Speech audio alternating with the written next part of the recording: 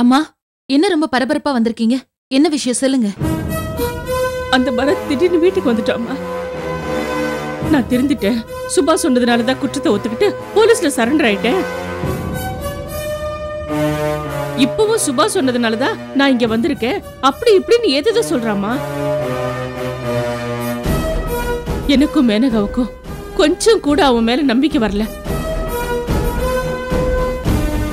அப்படியே பொசுக்குன்னு என் காலில் விழுந்துட்டா. நீங்க மன்னிச்சாதான் உங்க காலில் விடுவேன்னு ஒரே பிடிவாதம் பிடிக்க ஆரம்பிச்சுட்டா. அப்பவும் எனக்கு அவனை மன்னிக்கணும்னு தோணல. திடீர்னு விஷப்பாட்டில கையில வச்சுக்கிட்டு, இந்த விஷத்தை வச்சுதான் ரகுவை நான் கொன்னேன், இப்ப இந்த விஷத்தை வச்சுதான் நான் சாக போறேன்னு குடிக்க போயிட்டா. என் மனசு பதறி போய் அதை நான் தட்டி விட்டுட்டேன். எப்படி எனக்கு தண்டனை கிடைக்க போகுது? நான் தூக்குல கூட தொங்கினாலும் தொங்கலாம். அதுக்கு முன்னாடி பண்ணின பாவத்துக்கு பிராயச்சித்தம் தேடதான் நான் இங்க வந்திருக்கேன். நான் உங்களுக்கு பிள்ளையா இருக்கேன், மேனகா கல்யாணத்தை நானே நடத்தி வைக்கிறேன்னு அப்படி இப்படின்னு எதுதான் சொல்றான். எனக்கு ஒண்ணுமே புரியலம்மா. அவன் திடீர்னு இப்படி மனசு மாறுறதுக்கு என்னம்மா காரணம்? தான் செஞ்ச குற்றத்தை அவன் உணர்ந்துட்டாமா, அதுதான் காரணம். என் புள்ள உயிர் போய் அவன் திருந்தணும்னு இருக்கு. யார நொந்து என்ன பிரயோஜனம்? காலத்துக்கு உனக்கு ஏதோ ஒரு வகையில கஷ்டத்தை கொடுக்காம இப்பவாவது திருந்து நானே.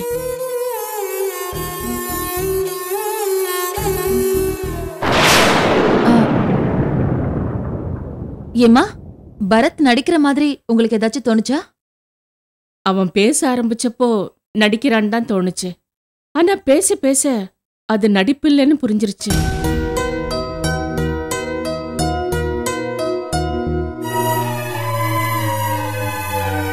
என் பிள்ளைய கொன்னவன் அவன். எனக்கு அவன் மேல எவ்வளவு கோபம் இருக்குன்னு எனக்கு தான் தெரியும். ஆனா அவன் மனசு திருந்தி வந்து பேசினதும் அந்த கோபம் எல்லாம் போயிடுச்சு. எப்படியோ அவனுக்கு தண்டனை கிடைக்க போகுது. அதுக்கப்புறம் அவன் மேல எதுக்கு கோவப்படணும்? அதுதான் அவனை மனசார மன்னிச்சு விட்டுட்டேன்.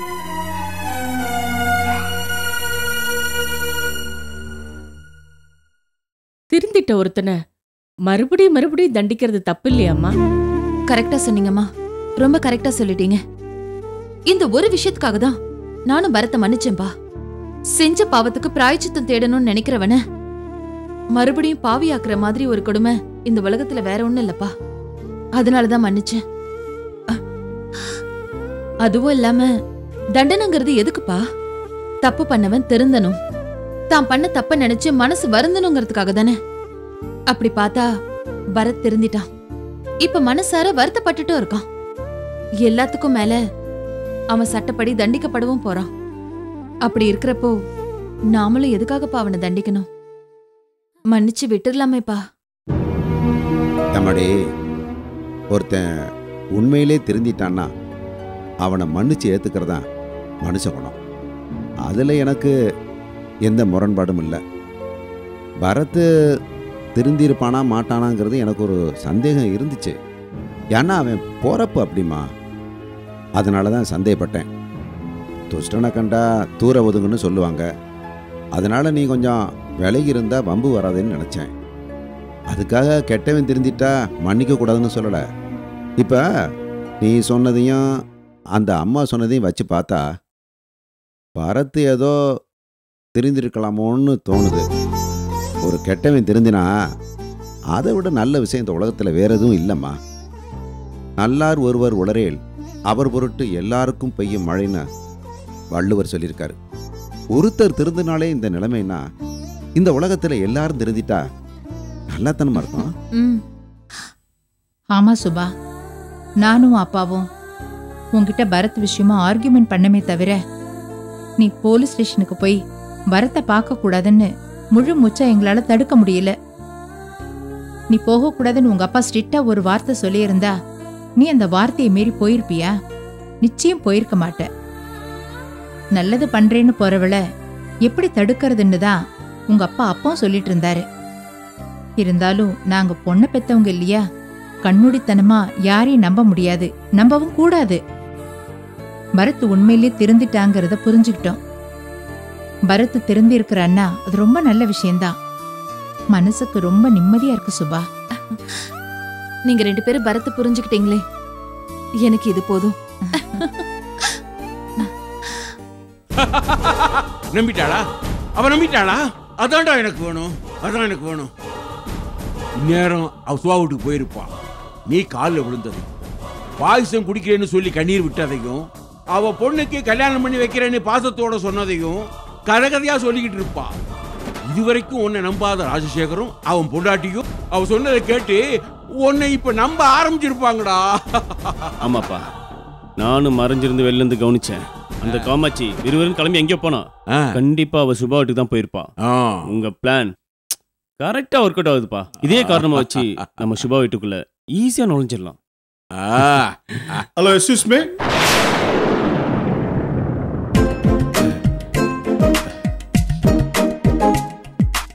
உள்ள வரலாமா? சரியான லூஸ். அப்பா அம்மாவோட வர சொன்னா இப்படி தனியா வந்து நிக்குது பார்.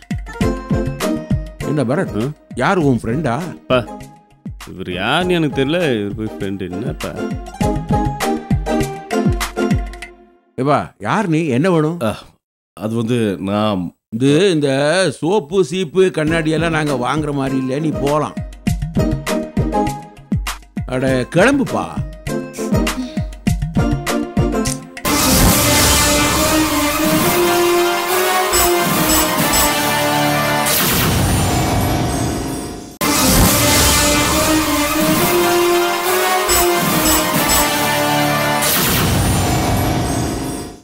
உங்க குடும்பத்துல நீங்களே கேள்வி கேட்டு நீங்களே பதில் சொல்லிடுவீங்க. ஆப்போசிட்டுக்குள்ள பேச விட மாட்டீங்களா? சரி, நீ யாரு? என் பேர் பரமேஸ்வரன். ஆனா மீனு என்ன பரமன் தான் கூப்பிடுவா. மீனுவா? எஸ் ஆண்டி, உங்க பொண்ணு மீனாட்சி தான். அவளை நான் செல்லமா அப்படிதான் கூப்பிடுவேன். இரு, என்ன உளர்ற? நோனோ அங்கிள், நான் உளரல, உண்மைதான் சொல்றேன். நானும் உங்க பொண்ணு மீனுவும் ரொம்ப டீப்பா லவ் பண்றோம். ஏய், என்னடி இதெல்லாம்?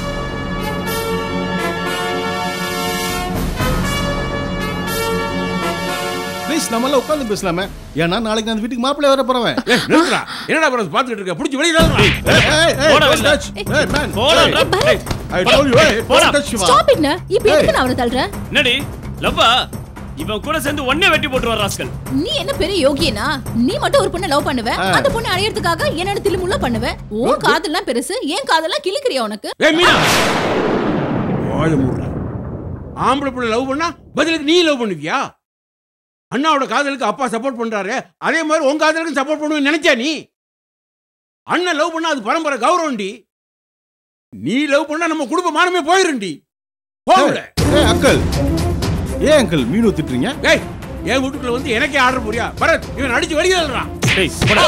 போடா போடா. ஏய், மீனுமா? போடா. விடுடா, நீ விடுடா. பரமு, ஏய், அண்ணா விடுடா அவரை. பரமு, வான் சொல்றல. உள்ள வா. விடுடா. போடா. அம்மா விடுடா என்ன? போடா. போடா. பக்கமே பார்க்கறதோ. ஏய், என்ன அடிச்சிட்டீங்களா? வருவேன், திரும்பி வருவேன்.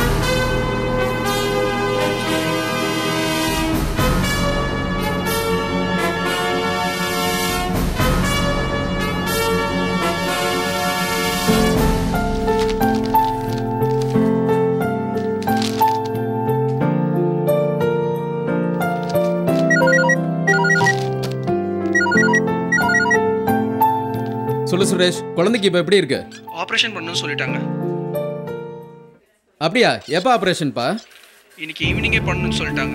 தைரியமா இரு, பணத்துக்கு ஒன்றும் பிரச்சனை இல்லையா? பணம்லாம் ஏற்பாடு பண்ணிட்டேன், ஆனால் குழந்தைக்கு நிறைய பிளட் தேவைப்படுமா. அவள் குரூப் ஓ நெகட்டிவ், அது ரொம்ப ரேர் குரூப். இங்கே ஹாஸ்பிட்டல்லையும் பிளட் பேங்க்லேயும் அந்த குரூப் ஸ்டாக் இல்லை. என் தெரிஞ்சவங்கிட்ட எல்லாத்தையும் சொல்லி வச்சிருக்கேன். கவலைப்படாத, நான் பார்த்து ஏற்பாடு பண்ணுறேன். சரிப்பா, ஒன்றும் டென்ஷன் ஆகாத. உன்னை தான் மலை போல நம்பிட்டு இருக்கேன். சரிப்பா, கண்டிப்பா கவலைப்படாத, நல்லபடியாக ஆப்ரேஷன் நடக்கும். சரி, நான் போய் குழந்தைய பார்க்குறேன். ம் சார், நீங்கள் கேட்ட ஃபைல் இதை அப்புறம் பார்க்குறேன். நான் ரொம்ப டென்ஷனாக இருக்கேன். என்ன சார், ஏதாவது பிரச்சனையா? என் ஃப்ரெண்டோட குழந்தைக்கு இன்னைக்கு ஆப்ரேஷன் ஃபிக்ஸ் பண்ணியிருக்காங்க. அதுக்கு பிளட் தேவைப்படுது, அதை அரேஞ்ச் பண்ணணும். என்ன பிளட் குரூப் சார் வேணும்? ரொம்ப rare group, O negative. Sir கவலை விடுங்க சார், என்னோடது ஓ நெகட்டிவ் தான். என்ன திருப்பதி சொல்ற? நிஜமாவா? ஆமாம் சார். எந்த ஹாஸ்பிட்டல், பேஷண்ட் நேம் சொல்லுங்க, நான் போய் பார்த்துட்டு வந்துடுறேன். Saidapet Karpagam hospital, patient name Shailaja, அப்பா பேர் சுரேஷ். நான் பார்த்துக்கிறேன் sir. Thanks Tirupati. It's okay.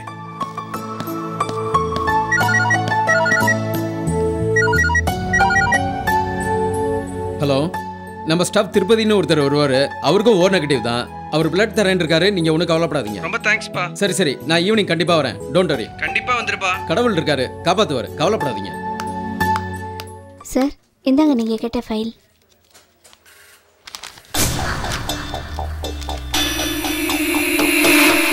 Sir, Tirupati உங்களை பார்க்க வந்தாரு. எங்க போனாரு? என் ஃப்ரெண்டோட குழந்தைக்கு இன்னைக்கு ஆபரேஷன், பிளட் தேவைப்பட்டுச்சு, அதான் கொடுக்கலான்னு போயிருக்காரு. ஐயோ, என்ன சார் திருப்பதியா பிளட் கொடுக்க அனுப்புனீங்க? திருப்பதி பிளட் கொடுத்தா என்ன? இல்ல. சொல்லுமா, திருப்பதி பிளட் கொடுத்தா என்ன பிரச்சனை? சார், அவரே உடம்பு சரியில்லாம இருக்காரு. ஃபீவர்னு ஆபீஸ்க்கே வரல. அப்படி இருக்கப்போ குழந்தைக்கு எப்படி சார் பிளட் கொடுக்க அனுப்புனீங்க? அதெல்லாம் டாக்டர் செக் பண்ணிட்டு தான் பிளட் எடுப்பாங்க. போனதும் படுக்க வச்சு பிளட் எடுத்துட மாட்டாங்கம்மா. அது இல்ல சார், திருப்பதி கொஞ்சம் வீக்கா தான் இருக்காரு. அதை நம்ம பார்க்கணும்ல. குழந்தைக்கு தேவைப்படுறதும் திருப்பதியோட பிளட் குரூப்பும் ஒரே குரூப் தாமா. இப்ப குழந்தையை காப்பாத்துறது திருப்பதி கையில தான் இருக்கு. அதனால திருப்பதி கொஞ்சம் கஷ்டப்படுறதுல தப்பு இல்லையே. திருப்பதி பிளட்ல நம்ம கொடுத்த பாய்சன் கலந்துருக்கு. அந்த பிளட் குழந்தைக்கு கொடுத்தா குழந்தையை காப்பாத்தவே முடியாதே. திருப்பதி பிளட்ல பாய்சன் இருக்கிறது கண்டுபிடிச்சிட்டா நான் ஜெயில கம்பி எண்ண வேண்டியதுதான். என்னம்மா யோசிக்கிற? குழந்தையோட பிளட் குரூப் என்ன சார்? O negative. ஓ சரி சார், நான் வரேன். அம்மா ஒரு நிமிஷம். திருப்பதிக்காக இவ்வளோ கவலைப்படுறீங்களே, கருணையா இல்ல காதலா? ரெண்டும் இல்ல சார், கடமை. கடமையா? என்ன கடமை?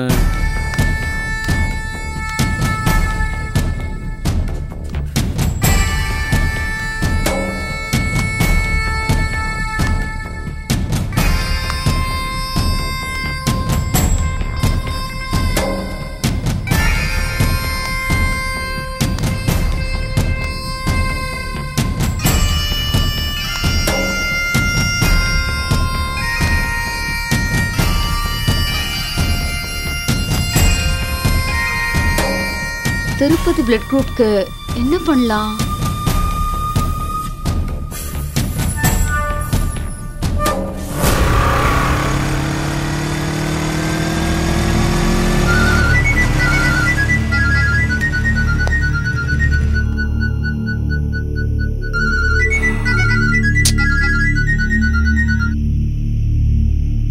சொல்லுங்க அண்ணா. திருப்பதி எங்க இருக்கீங்க?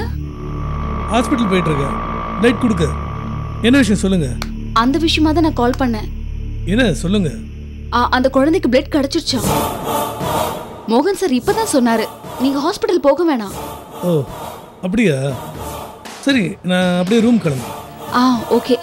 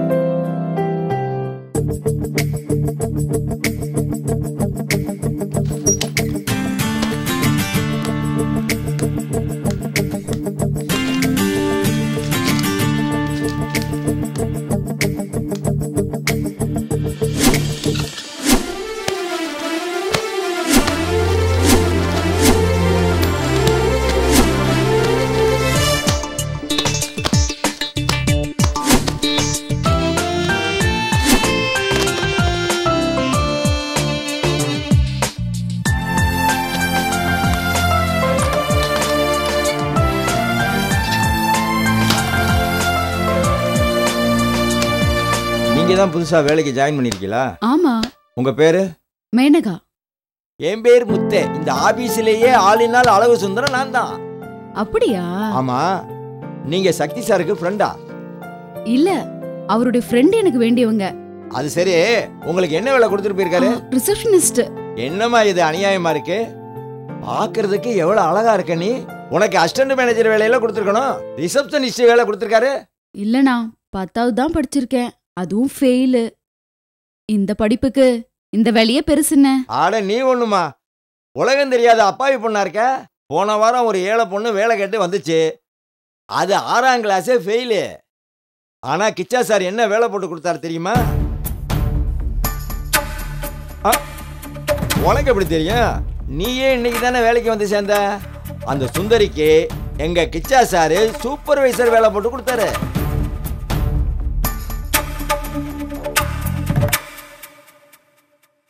அந்த கிச்சா சார் யாருன்னு தெரிஞ்சுக்க உன் மனசு ஆசைப்பட்டிருக்குமே, சரிதானே?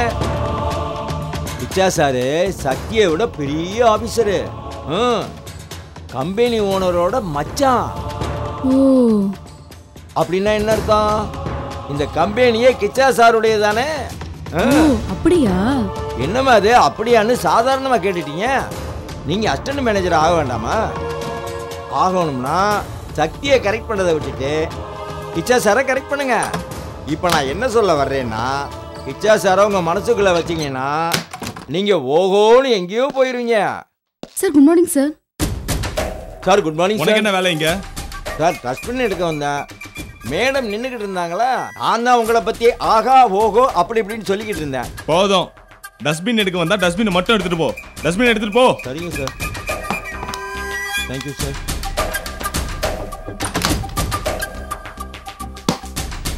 Good morning. உட்காருங்க. என்ன சொன்னா அவன்? அது வந்து சார், இங்க உங்களை விட பெரிய ஆபீசர் இருக்காராம், முதலாளியோட மச்சானா. அவரை கரெக்ட் பண்ணா அட்ஜஸ்ட் பண்ணா இதை விட பெரிய வேலை போட்டு கொடுப்பாராம் சார். ஏன் சார் இந்த கரெக்ட் பண்றது அட்ஜஸ்ட் பண்றதுனா என்ன சார்?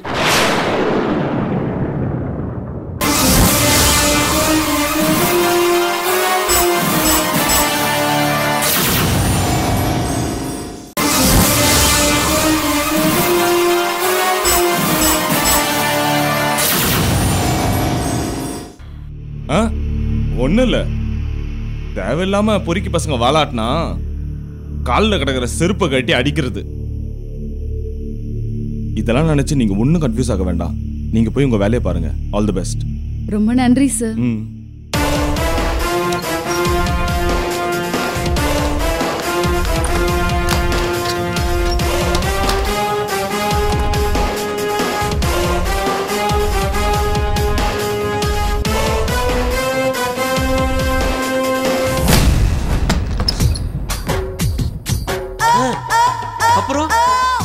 சொல்லு என்ன சொன்ன? அப்புறம் என்ன, உங்களை பத்தி நான் சொல்ல சொல்ல அந்த பொண்ணு கண்ணுல ஒரு கிறக்கம், மனசுல ஒரு மயக்கம். அப்புறம் அப்படியே என் ரூமுக்கு தள்ளிட்டு வந்திருக்க வேண்டியது. தள்ளிட்டு வந்திருப்பா சார். அந்த சக்தி பைய வந்துட்டான் சார். அவன் ஒரு விவஸ்தை கட்டவையா, எப்ப வர்றதுன்னே தெரியாது, டமால்னு வந்து நிப்பான். வாசக்தி, இப்பதான் உன்னை பத்தி கேட்டுக்கிட்டு இருந்தேன். சார் வந்துட்டாரான்னு முத்து சொன்னாப்ல, அதெல்லாம் சார் கரெக்ட் டயத்துக்கு ஆபீஸ்க்கு வந்துருவாப்லன்னு. அதான் நானும் உன்னை செம்மையா பாராட்டிக்கிட்டு இருந்தேன். கொஞ்சம் கூட உங்களுக்கு வெக்கம் இல்லையா சார்? ஏன் சக்தி, பாராட்டுறதுக்கு எதுக்காக வெக்கப்படணும்? இன்ஃபேக்ட் சின்சியரா இருக்கிறவங்கள மனசை திறந்து பாராட்டணும்னு எங்க மாமா அடிக்கடி சொல்லுவார். போதும், உங்களெல்லாம் பார்த்தாலே எனக்கு வெறுப்பா இருக்கு. பார்க்காத, எதுவா இருந்தாலும் இன்டர்காம்ல பேசு. இங்க பாருங்க, உங்க விளையாட்டுத்தனத்துக்கெல்லாம் ஒரு லிமிட் இருக்கு, பாத்துக்கோங்க. இதெல்லாம் நல்லதுக்கு இல்ல. ஏன்பா, இப்ப நான் என்ன பண்ணிட்டேன்னு இப்படி மூச்சு விடாம பேசிட்டு இருக்க? பொண்ணுங்க பாவையா, அவங்கள விட்டுடுங்க. வீட்டு கஷ்டத்தை சமாளிக்கதான் பொண்ணுங்க வேலை தேடி வெளியவே வராங்க. அவங்க கிட்ட அட்ஜஸ்ட் பண்ணு, கரெக்ட் பண்ணுங்க சொல்லி அவங்க மனசை கஷ்டப்படுத்தாதீங்க.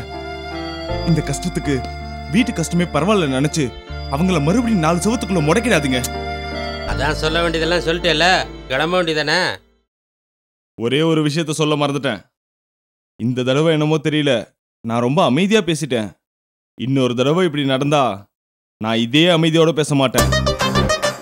முதலாளியோட மச்சான கூட பார்க்க மாட்டேன். சீட்டை டர்ன்னு கிழிச்சிருவேன். பாத்துக்கோங்க. தலையா, ஏண்டா இவன் எந்த சீட்டை கிழிச்சிருவேன்ட்டு போறான்? உங்க சீட்டை தான் பாஸ். எது? ஏன் சீட்டையா?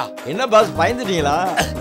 ஏய், நான் பயப்படுற பரம்பரை இல்லடா, எதிரிக்கு பயங்காட்டுற பரம்பரை.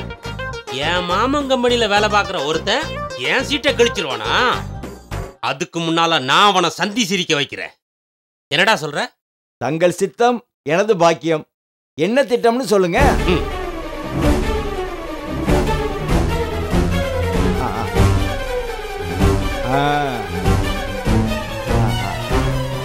என்ன சொல்ற? சூப்பர். ஐயோ வலிக்குது மீனோ. இந்த பாரு உன்ன என்ன அடிச்சது போதா, நீ எதுக்கு தேவையில்லாம கொட்டிட்டு இருக்கற? உன்னை கொட்டுறதா? கொலை பண்ணா கூட தப்பே இல்ல. Why this Kolaveri dear? உன்கிட்ட நான் என்ன சொன்னேன்? உங்க அப்பா அம்மாவோட வந்துதானே என்ன பொண்ணு கேட்க சொன்னேன். உன்னை யாரு தனியா வந்து சொதப்ப சொன்னது? மீனு, நான் என்ன பண்ணுவேன்? நான் என் மம்மி டாடி கிட்ட நம்ம லவ் பத்தி சொன்னேன். உன் டாடி என்ன பண்றான்னு எங்க அப்பா கேட்டாரு. அவர் பெரிய லேண்ட்லார்டு, 300 கோடி தேருன்னு சொன்னேன். அதுக்கு எங்க அப்பா என்ன செஞ்சாரு தெரியுமா? என்ன செஞ்சாரு? தூணு துப்பிட்டாரு. ஏன்? அது வந்து அவர் அந்தஸ்தை கம்பேர் பண்ணும்போது உங்க குடும்பம் ஒண்ணுமே இல்லையா.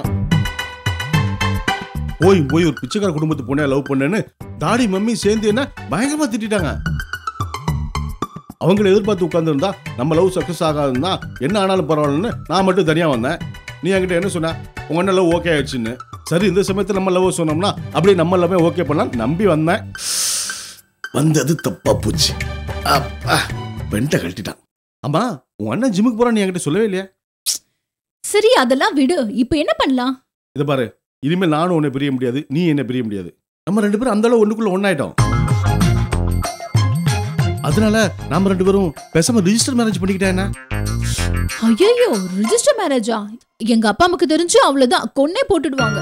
மீனு, நீ இப்படியே பயந்துட்டு இருந்தேன்னா உன வேற யாருக்காவது கல்யாணம் பண்ணி வச்சிருவாங்க. அப்புறம் நான் தேவதாஸ் மாதிரி தாடி வளர்த்துட்டு தெருவா பாட்டு பாடிட்டு சுத்திட்டு இருக்க வேண்டியதான். சேச்சே, உங்களுக்கு தாடி எல்லாம் நல்லா இருக்காதுங்க.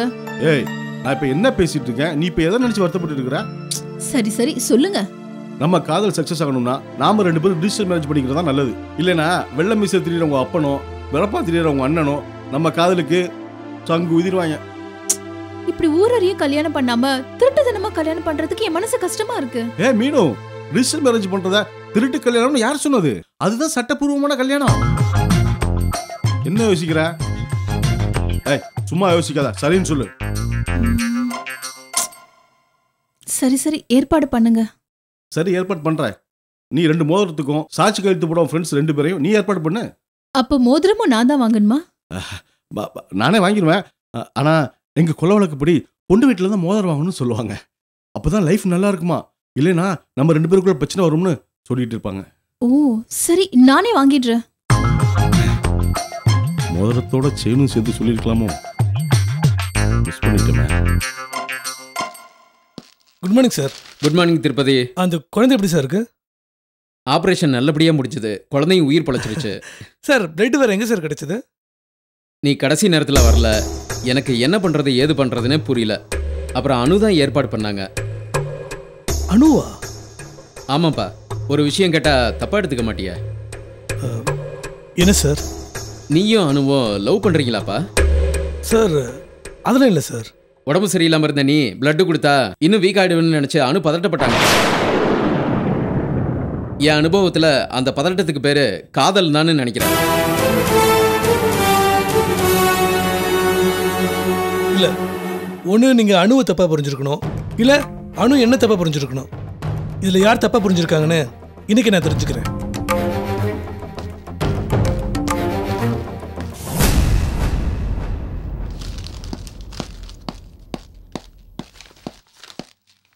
ஹாய்.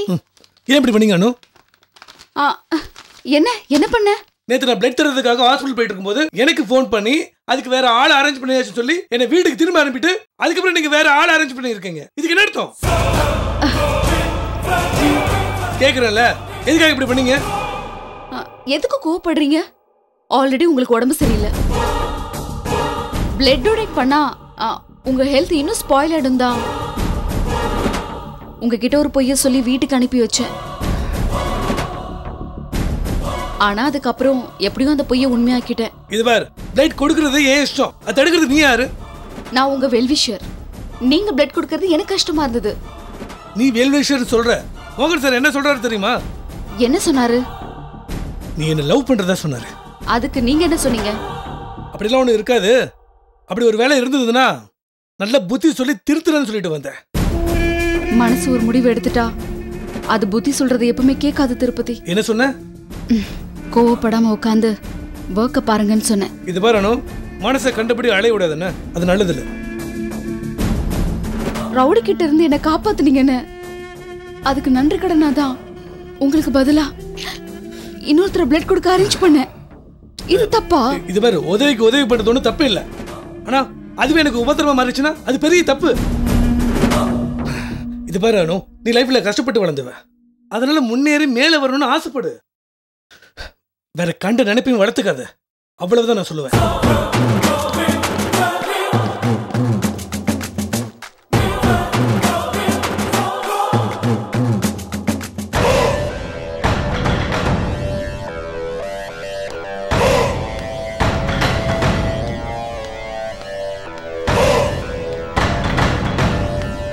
சுபா, எனக்காக ஒரு 2 மினிட்ஸ் ஒதுக்க முடியுமா ப்ளீஸ்? சொல்லுங்க. நீங்கள் சொன்னதுனால தான் நான் ஜாமீனில் வெளில வரவே சம்மதித்தேன். ஆனால் செஞ்ச தப்புக்கு தண்டனை அனுப்பிக்காமல் இப்படி வெளியில் சுற்றுறது மனசுக்கு ரொம்ப குற்ற உணர்ச்சியாக இருக்குது. எப்போ குற்றத்தை ஒத்துக்கிட்டு தண்டனை ஏற்றுக்க முடிவு பண்ணிட்டீங்களோ அதுக்கப்புறமா உங்களுக்கு எந்த குற்ற உணர்ச்சியும் வேண்டாம் பரத். என்னால் அப்படி இருக்க முடியல. தண்டனைக்கு முன்னால் வெளியில் இருக்க இந்த கொஞ்ச நாள்லையாவது நான் பண்ண பாவத்துக்கு பரிகாரம் பண்ணணும்னு ஆசைப்பட்றேன். அதனால தான் ரகுவோட வீட்டுக்கு போய் ரகுவோட அம்மா கிட்ட மன்னிப்பு கேட்டேன். நான் என்னதான் மன்னிப்பு கேட்டாலும் அவங்களோட இழப்புக்கு ஈடாகாது. அதான் ரகுவோட அம்மாவை என்னோட அம்மாவா ஏற்றுக்கிட்டேன். இவ்வளோ நாளாக நீங்கள் தான் அவங்களுக்கு உதவி பண்ணுறீங்கன்னு அவங்க சொன்னாங்க. இனிமே நீங்கள் அந்த குடும்ப பாரத்தை சுமக்க வேண்டாம். அதை என் தோளில் இறக்கி வச்சிருங்க, நான் பார்த்துக்கிறேன்.